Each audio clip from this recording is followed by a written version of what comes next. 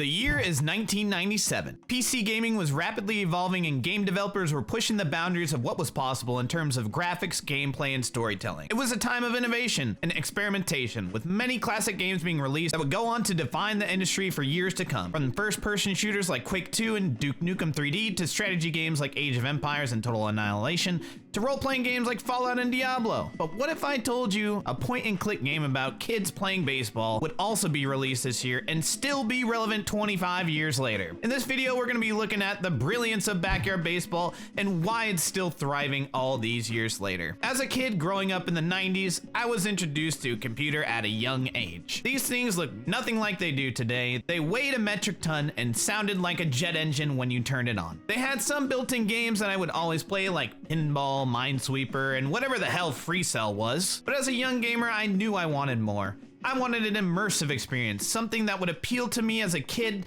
that my parents would actually let me play. Then came along the Backyard franchise, specifically Backyard Baseball, which was the first game of the franchise to release in 1997. When I saw it, I knew I had to play it. Why? Well, this game was not like most games. It represented kids instead of adults, and that was pretty big to me. Backyard Baseball was different from other sports games in that it wasn't trying to simulate a real-life sport. Instead, it was set in a fictional backyard and featured a diverse cast of characters, each with their own personalities and skills. You had one of the greatest virtual athletes of all time in Pablo Sanchez, but you also had female characters as well as characters of different races and ethnicities. This was a bold move for the time. Backyard Baseball showed that diversity could be celebrated and embraced in gaming, setting a new standard for inclusivity in the industry. This made the game accessible to a wider audience, including those who may not have been interested in traditional sports games. But let's look at the actual gameplay itself. There's so much charm in the game. It really feels like you're out playing at recess with your classmates.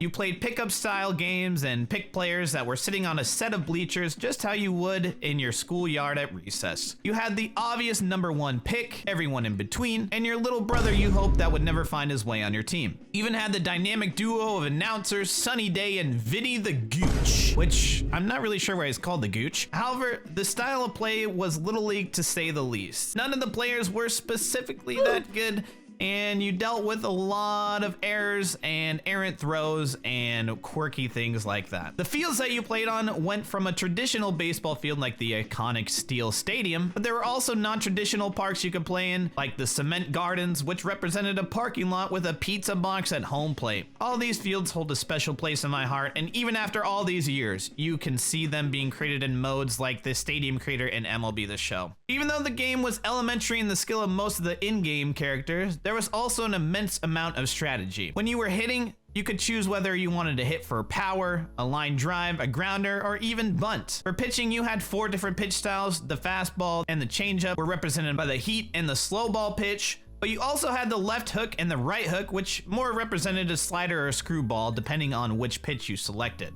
Apart from the gameplay and everything else that was mentioned, Backyard Baseball kept innovating its games.